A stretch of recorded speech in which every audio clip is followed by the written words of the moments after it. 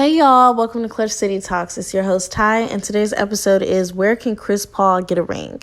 So Chris Paul didn't get a ring this year. Again, a lot are saying that this will tarnish his legacy, seeing that he is the first player to blow 4-2-0 leads in a best-of-7 series. He also has now lost a total of 7 playoff series in his career. There was hope this season because for the first time in his career, he made it to the finals and was leading 2-0, only to lose 4 games in a row. Despite the naysayers, I still feel it's very possible that he can get a ring, especially since he'll be a free agent this upcoming season.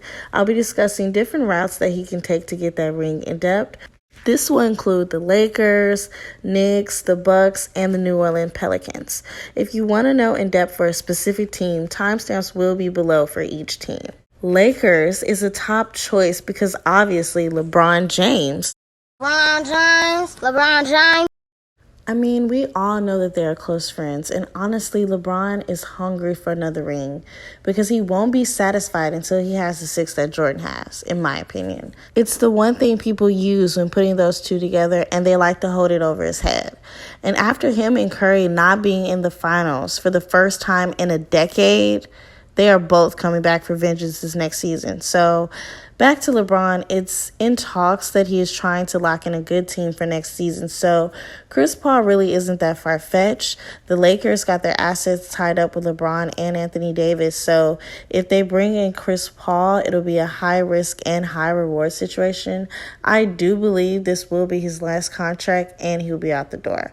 So let's bring him in for 4 years for $132 million. They might have to move Kentavious Caldwell-Pope and Kyle Kuzma, which I'm sure they can make these trades, even for picks if they feel necessary. I wouldn't give more than a second-round pick for Kuzma. They can probably get a late first-round pick for Pope. So with that being said, if they're capable of getting Chris, then would they be capable of getting the ring?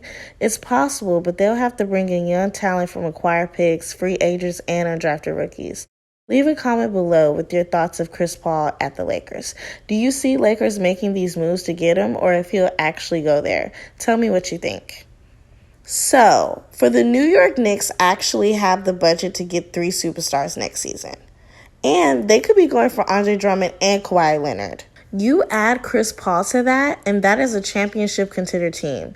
With Julius Randle there for 1 more year, it gives them so much hope because they went to the playoffs with only him. So let's talk about it. I believe he got most improved player last season. I mean, he's one of the best scorers at the power forward position. He'll only become a better scorer with Chris Paul assistance. I mean, with the Knicks' big budget, there's a huge possibility that they could get Chris Paul. The real question that we have to ask is if Chris Paul would even consider going to the Knicks. But the Knicks have been doing so well so far, and if anybody has been paying attention at all, then we already know that they are a championship contender team in the making.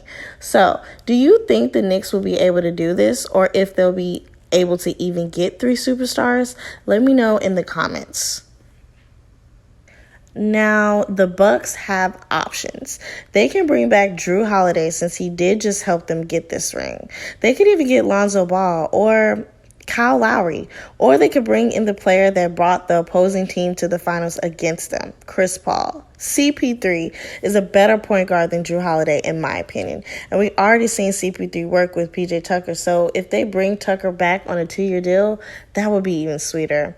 I think with Chris Paul in Milwaukee, the Bucks will get to the finals for sure, regardless if KD, Kyrie, or Harden are healthy next year.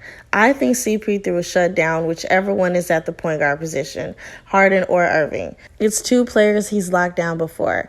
And if the Bucks were to bring back Holiday, him and CP3 would be the most iconic defensive backcourt ever. Giannis, Holiday, Chris Middleton, CP3, and Brook Lopez is a championship team. Now, here's the thing. I don't see Chris Paul going to a team that just beat him in the finals, but if he put his pride aside, he could get a ring with the Bucks. You tell me, if you were Chris Paul and you just got beat by Giannis, would you team up with them? I know KD would. So the last team on my list would be the New Orleans Pelicans. I don't think it's for sure they'll get a ring with the Pelicans and Chris Paul, but it'll be nice to see him end his career in New Orleans where he started. Playing with Zion, I mean, can you imagine that? Honestly, we've seen what CP3 has done with the team of non-stars. So him going to a team with Ingram and Zion has the possibility of getting a ring. But more than anything, they would get to the playoffs, which is a goal the Pelicans did not achieve this past season. It'll also be fun because Zion is throwing alley-oops down and CP3 is definitely throwing them up. And they have Ingram, who's a good scorer, so it's a possibility.